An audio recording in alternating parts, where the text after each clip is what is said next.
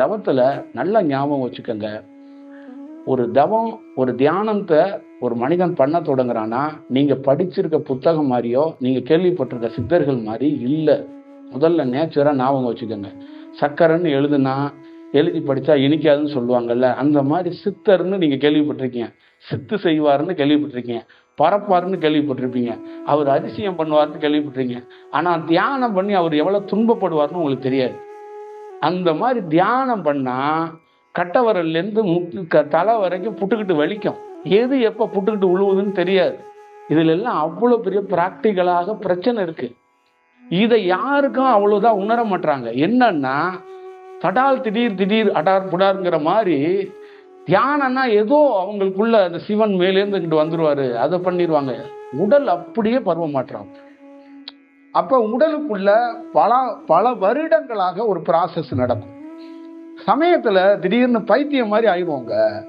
நம்மளே நம்ம மறந்துட்டு ஒரே ரூமுக்குள்ள எங்க இருக்குன்னு தெரியாம கூட சுத்திக்கிட்டு இருக்கிற சூழல் இருக்கும். உணவு எடுக்க மாட்டோம், குளிக்கவே மாட்டோம். 3 நாள் 4 நாள் குளிக்காமலாம் ஒரு அறைக்குள்ள சுத்தினவங்க எல்லாம் இருக்கிறாங்க. உணவே எடுத்துக்க மாட்டாங்க, பசியே இருக்காது. சில மனிதர்கள்லாம் பார்த்தா, வீட்டுல இருக்கிற நபர்களே பார்த்தா அடிக்கணும் போல தோணும். ஏன் இவங்க அடிக்கடி இங்கிட்டு சுத்திட்டு இருக்காங்க, வர்றாங்க போறாங்க, நம்மள கதவு தட்டுறாங்க, இதெல்லாம் தோணும். இதெல்லாம் நடந்தாதான் அது தியானம். இதெல்லாம் நடக்க செய்யும். அதனாலதான் நிறைய சித்தர்களை பார்த்தீங்கன்னா கிறுக்கா இருக்கிறதுக்கு காரணம் என்னன்னா, இயல்பா இருக்க முடியாது. அந்த இயல்பாக இருக்கிறதுங்கிறது ரொம்ப 100ல 2 பேத்த தேத்தலாங்க. ரொம்ப ரொம்ப கடினம், புரியுதுங்களா? இந்த ஜிட்டி கிருஷ்ணமூர்த்தி எல்லாம் நீங்க எடுத்து பார்த்தீங்கன்னா, அவர் யாவனுக்கும் தீட்சையெல்லாம் கொடுத்ததே கிடையாது. அவருக்கு வகுப்புனா உட்காந்து சத்சங்கத்துல உரை நிகழ்த்துவாரு. கடவுளை பத்தி பேச மாட்டாப்புல. என்ன ஒரு மனிதனுடைய சேஞ்ச் என்ன இருக்கோ அதை பற்றி பேசுவார். ஆனா அவருடைய உடலே என்னன்னா ஒத்துழைக்காது. பல ரூபத்துல பல விதமா மாறி போயிடுவாப்புல. இந்த தியானங்கிறது அடிப்படையா ஒரு மனிதனாக இருக்கிறவன் வேற ஒரு மாற்றத்தை சந்திக்கிறான். அப்ப தியானம்னு யாரு தொட்டீங்கனாலும் உங்க உடல்ல மாறிடும். அப்ப முதல்ல என்னன்னா, நெருப்பை கையில தொடும்போது நம்ம நெருப்பை தொட போறோம். இந்த நெருப்பை தாங்குவோமா, இந்த நெருப்பை தூக்கிக்கிட்டு நம்ம சுத்துவோமா அப்படிங்கிறத பண்ணிக்கணும். முதல்ல இறைவன், தியானம், குரு, இதுக்கெல்லாம் என்ன பேருனா தியாகம்னு பேரு. எவன் தன்னை தியாகம் பண்ண தயாராக இருக்கிறானோ அவன் தான் கண்ணை மூடிக்கிட்டு காலை முடிச்சு உட்காரணும். இல்லைன்னா அழகா நல்ல வாசனையா மல்லிகைப்பூ வாங்கிட்டு வந்து 2-3 கொய்யாப்பழத்தை வாங்கிட்டு வந்து சாமிகிட்ட காலில் வச்சுட்டு, எனக்கு ஏதாவது காசை கொடு, பணத்தை கொடு, கோடியை கொடு, நானும் என் மனைவி எல்லாம் சந்தோஷமா வாழ்றோம், வர்ற சட்டமன்ற தேர்தலில் எங்க தொகுதியில எனக்கு ஏதாவது 4 பேர் இருக்கலாம், நானும் வேட்புமனு பண்றேன், எனக்கு சீட்டை வாங்கி கொடு அப்படின்ட்டு போயிடணும். இதுல எந்த ப்ராப்ளம் வராது. மாயை வரும், எல்லாம் வரும், அதெல்லாம் நடக்கட்டும். ஆனா உடல்ல துன்பம் அது வேற வடிவம். அந்த நோய்ங்கிறதோ பிரச்சனைங்கிறதெல்லாம் அது வேற வடிவம். ஆனா தியானத்துக்குள்ளன்னா அது வேற போர். அது உண்மையான வார். அந்த வாரை பத்தி புரியாது. நீ தியானம் பண்ணி ஒரு டைப்ல இருந்துட்டு இருப்ப, நீ ஒரு லயத்துல இருந்துட்டு இருப்ப. உன் மனைவி எப்ப பார்த்தாலும் ஏதாவது ஒண்ணு கேட்டுக்கிட்டு வச்சுக்கிட்டு இருக்கிய அப்படின்னு அவங்க வேற ஒரு மெத்தட்ல இருப்பாங்க. அவங்களுடைய வியூ வேறையா இருக்கும். இப்ப நீங்க இங்க தியானம் பண்ற ஆளை கூட்டிட்டு போய் கன்னியாகுமரியை காட்டினா அவனோட வியூ வேறையா இருக்கும். அதே கன்னியாகுமரியில பல நாள் சம்சா வித்துக்கிட்டு இருக்கவன கன்னியாகுமரியை காட்டினா அவன் வேற மாதிரி சொல்லுவான். என்னடா தெரியுது அந்த பாறையில அப்படின்னு கேட்டீங்கன்னா, கலர் கலரா லைட்டு தெரியுது, அந்த சிவப்பு கலர் பெயிண்ட் தெரியுதுன்னு சம்சாக்காரன் சொல்லுவான். உங்கள்கிட்ட கேட்டா என்னடா தெரியுதுன்னா, என்னென்னமோ தெரியுதுமா. என்னென்னமோ தெரியுதுன்னா, என்னமோ தெரியுதுங்க, எனக்கு அந்த பாறையில இருக்கணும் போல தெரியுதுன்னு கூட சொல்லுவான். இதுதான் அதுக்குள்ள இருக்கின்ற ரகசியம். அப்ப இதெல்லாம் மேக்சிமம் இந்த தியானத்தை கத்துக்கணும்னு நினைக்கிறவங்களோ, தியானத்தை வரணும்னு நினைக்கிறவங்களோ, தயவு செய்து நம்ம ஊர்ல சாமியார்கள் நிறைய ஆயிட்டாங்க. தீட்சை உங்களுக்கு மலிவா கிடைக்குதுங்கிறதுக்காக வாங்கிக்கிட்டு உங்க உடலை நீங்களே புண்படுத்திக்காதீங்க, தொல்லைகளை அனுபவிக்காதீங்க. நான் அவ்வளவுதான் நான் சொல்லுவேன். இயேசுநாதர் இதுக்குதான் ஆணி அடிச்சு காட்டினாரு. தொல்லைகள் நிறைந்தது கடவுள் பதவி. கடவுள் பதவி என்பது தொல்லைகள் நிறைந்தது, துன்பங்கள் நிறைந்தது. நீங்க நினைச்சுக்கிட்டீங்கல்ல மனிதனா இருக்கிறது துன்பம்னு, கடவுளாக இருக்கிறது, சித்தர்களாக இருக்கிறதே துன்பம் நிறைந்தது. ஏன்னா துன்பம் உள்ள மனிதன் தான் கடவுளை சந்திக்கவே வர்றான். இன்பம் உள்ள மனிதன் எங்க சந்திக்க வர்றான்? அவன் ஹாய் ஹாய் ஹாய், நான் உங்களுக்கு இந்த கோயிலை கட்டிடுறேன், இடையில செஞ்சிடறேன், 10% 5% திருப்பதியில உங்களுக்கு காலில் இறக்கி வச்சிடறேன், பெருமானை நீ பார்த்துக்கிட்டு ஓடி போயிடுறான். ஏழையா இருக்கிறவன் என்ன பண்றான்? கீழ் திருப்பதியிலேருந்து நடக்கிறேங்கிறான். அப்ப யாரு நம்மளை சந்திக்க வர்றது? யார் வர்றா? டயர்டாகி வாழ்க்கையில ரொம்ப அப்படி வரும்போது அப்ப அவனுக்காக நம்ம என்ன செய்யணும்? அந்த துன்பத்தை எடுக்கிறதுக்கு நாம என்ன பண்ணணும்? ஒண்ணு உன் துன்பத்தை வாங்கி அந்த துன்பத்தை உள்ள தூக்கி போட்டுக்கிட்டு நான் வந்து பாத்ரூமுக்கும் பெட்ரூமுக்கும் நடந்துக்கிட்டே கிடக்கணும்.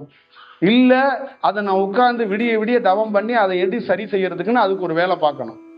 அப்ப ஒவ்வொரு சரி ஒருத்தன் தானா அப்படின்னா பரவாயில்ல, வர்றவன் அத்தனை பேரும் விதவிதமான துன்பத்தை எடுத்துட்டு வருவான்.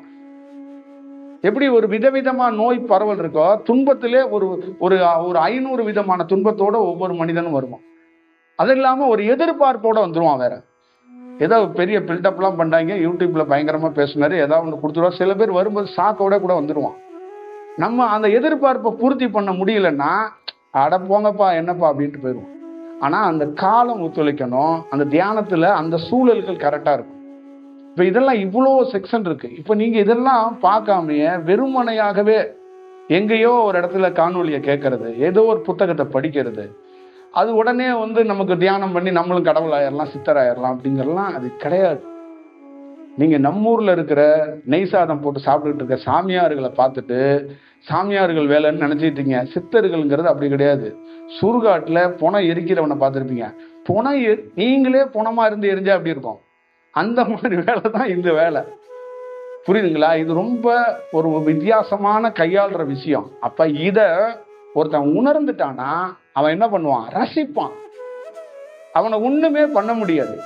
தன்னை உணர்றதுக்கு பேசிக் என்னன்னா, எது நடந்தாலும் அதை சந்திக்க தயார் என்று புறப்படுகிறவன் மட்டும்தான் தன்னை உணர்ங்கிற வார்த்தையை பேச முடியும். இல்லைன்னா பேசக்கூடாது. புரியுதுங்களா? ஏதோ ஒரு சுகத்துக்காக ஏதோ ஒரு செயலுக்காக பேசக்கூடாது. எந்த பெண்ணுங்களுக்கும் தெரியாது கல்யாணங்கிறதே ஒரு துன்பம். தாய் தகப்பன் சொல்லாம என்ன பண்ணுவான்? நீ நல்லா இருப்ப போன்னு கல்யாணம் பண்றது என்னன்னா, பொண்ணை பிடிச்சி எதுக்குன்னா 22 வருஷம் உன்னை வளர்த்து தங்க மாதிரி வளர்த்து உன்னை என்ன பண்றேன்? அடிச்சு அடிச்சு துவைக்கிற இடத்துக்கு உன்னை அனுப்புறேன் போ அப்படின்னு தான் ஒரு பொண்ணை வந்து அனுப்பிச்சு வைக்கிறது. அப்ப அவ நிறைய பெண்களுக்கு எதிர்பார்ப்போட வந்தாலும் அதோட சூழல் தெரியாதனால அவங்கவுங்க வேலை வேற வாழ்க்கைக்குள்ள அவங்க சிக்கிக்கிறாங்க. ஆனா கல்யாணத்தையும் எப்படி கையாளணும்னா, அதுல என்ன வேணாலும் நிகழும், அதை தாக்கு பிடிச்சு நிக்கணும்.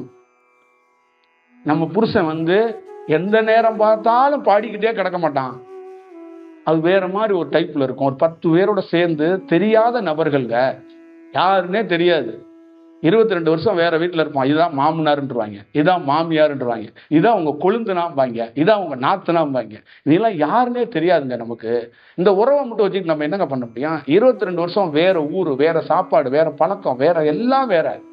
ஆனா இந்த செக்ஷன்ல நம்ம போய் மாறி அவங்களோட நிக்கணும். ஏன் உன் பொண்டாட்டி வந்து ஒரு மாதிரி டைப்பா போயிட்டே இருக்கா அப்படின்றாங்க.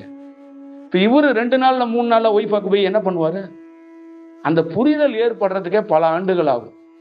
அப்ப அந்த தியாகத்தை சில பேர் கத்துக்கணும். அந்த காலகட்டத்துல என்ன ஒரே ஒரு தியாகம்னா, எது நடந்தாலும் பெண் வந்து சகிப்பு தன்மையோட இருந்தா. அவ என்ன பண்ணிட்டான்னா, வீட்டு வேலை என்னது, நாட்டு வேலை ஒண்ணுது. எது நடந்தாலும் வீட்டுக்குள்ள அது என்னோடைய புதைத்துக் கொள்கிறேன். கிச்சன்ல இருப்பேன், நான் வந்து குளியறையில துணி துவைக்கிறதா இருப்பேன், இந்த வீட்டுக்குள்ள எல்லா வேலையும் நான் பார்த்துக்கிறேன். நீ வெளியில போய் ஒரு நல்ல செயலோட பண்ணிட்டு வா, அதுக்கு நான் இடையூறா இருக்க மாட்டேன்னு இந்த வீட்டில் இருக்கிற அத்தனையும் சகிப்புத்தன்மையோட இருந்ததுனாலதான் கூட்டு குடும்பம்னு ஒண்ணு, கலாச்சாரம்னு ஒண்ணு. இன்ன வரைக்கும் உங்க கழுத்துல எல்லாம் மஞ்சள் கயிறு கொஞ்சம் தொங்குதுன்னா சில பெண்கள் அந்த காலகட்டத்துல சகிப்புத்தன்மையோட இருந்ததுனாலதான். அந்த சகிப்புத்தன்மைன்னு ஒண்ணு இல்லைன்னா கல்யாணங்கிற கலாச்சாரமே என்னைக்கே அழிஞ்சு போயிருக்கும், என்னைக்கே போயிருக்கும். அதே மாதிரிதான் தியானம்ங்கிறதுல சகிப்புத்தன்மை வேணும். ராமகிருஷ்ணரை தாண்டி ஒரு ஞானத்துல ஒருத்தரை பார்க்க முடியுமா? கேன்சர் வந்துருச்சு, முதல்ல அவனை தானே சரி செய்யணும். அவங்கிட்ட எத்தனை கேன்சர் நோயாளி வர்றாங்கிறத விட்டுருங்க, தான் உடல்ல இருக்கு. அப்ப எத்தனை பேர் விமர்சனம் பண்ணலாம், எத்தனை பேர் என்ன வேணாலும் பேசலாம். அப்ப எவ்வளவு துன்பம் இருக்கும், சக்தி இருந்தும் அது பயன்படுத்த முடியாது. அப்ப எவ்வளவு சகிப்புத்தன்மை அதுக்கு வேணும், அதை பார்த்துக்கணும். உங்க அறை முழுக்க பணம் இருக்கு, தங்கம் இருக்கு, ஆனா நீங்கள் பயன்படுத்த முடியாது. இதுதான் விஷயம். அப்ப எவ்வளவு பெரிய சகிப்புத்தன்மையோட ஒருத்தன் உட்கார்ந்துருக்கான். ஒருத்தன் வேலை செய்கிறான். அப்போ அதே மாதிரி தான் உங்க உடலுக்குள்ள ஒரு சின்ன சின்ன பலவீனங்கள் இருக்கும். ஒரு நோய் இருக்கும், ஒரு பிரச்சனை இருக்கும், ஒரு கடன் இருக்கும், அண்ணன் தம்பியோடைய ப்ராப்ளம் இருக்கும், சொத்து தகராறு இருக்கும், மனைவிக்கும் கணவனுக்கும் மிஸ் அண்டர்ஸ்டாண்டிங் இருக்கும். இதெல்லாம் ஒரு மனிதன் சகிப்புத்தன்மையோட இந்த வாழ்க்கையை பற்றி ஒரு ஆய்வாக ஒரு புரிதலை ஏற்படுத்தி கொள்ள வேண்டும். ஒரு தெளிவு அடைகிறதுக்கு ஒரு புரிதலை ஏற்படுத்தணும். அப்ப இந்த வாழ்க்கை என்பது என்ன, இந்த சுழற்சி என்பது என்ன, இந்த செயலுக்குள்ள இருந்து எப்படி தப்பிப்பது, இதை எப்படி கடப்பது என்பதை புத்திசாலித்தனமாக தெரிந்து கொள்ள வேண்டும். இதுதான் ரொம்ப முக்கியம்.